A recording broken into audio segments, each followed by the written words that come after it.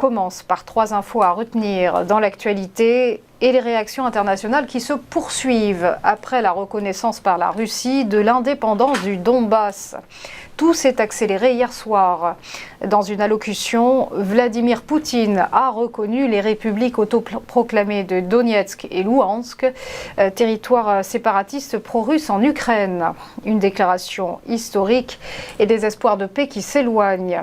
Les perspectives nées de l'annonce d'un sommet Poutine-Biden ont été douchées. L'Ukraine est un régime fantoche et une colonie américaine. Tels sont les mots du maître du Kremlin.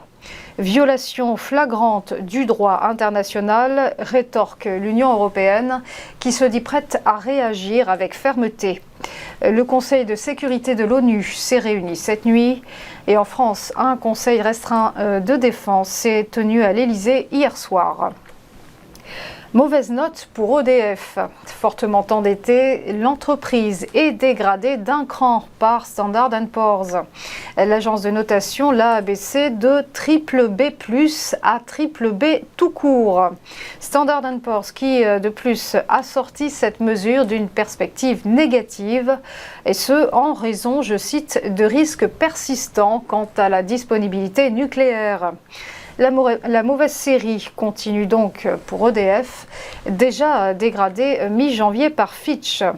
Depuis le début de l'année, les inquiétudes des agences de notation sont manifestes, EDF ayant annoncé avoir suspendu l'une de ses prévisions financières, celle de son ratio d'endettement financier net sur excédent brut d'exploitation, l'EBITDA, qu'il n'est plus certain de tenir.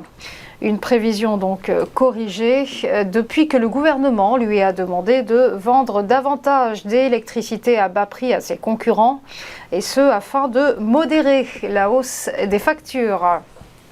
Enfin, Apollo à la rescousse de Worldline. 2,3 milliards d'euros, c'est le montant que va débourser le fonds de private equity américain pour acquérir ces terminaux de paiement. Lanterne rouge du CAC, le spécialiste français des paiements électroniques n'a cessé de plonger depuis 6 mois, avec une dégringolade de 42%.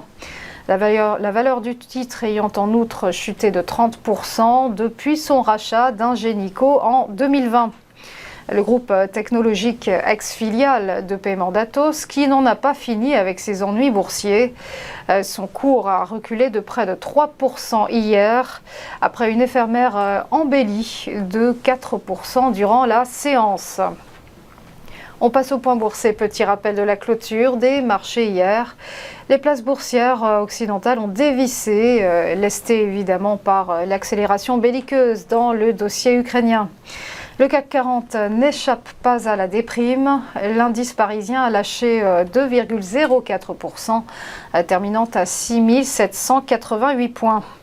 À Francfort, le DAX a plongé également dans des proportions similaires, moins 2,07% à 14 731 points.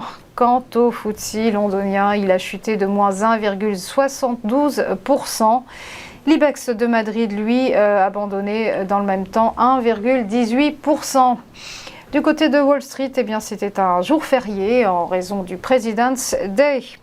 Et pour information, les indices boursiers russes chutaient pour leur part de plus de 10%, notamment le RTS qui a terminé la séance sur un plongeon de plus de 13%.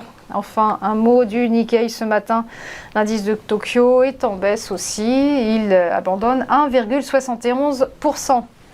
Voilà, restez avec nous. À tout de suite pour ChronoCAC.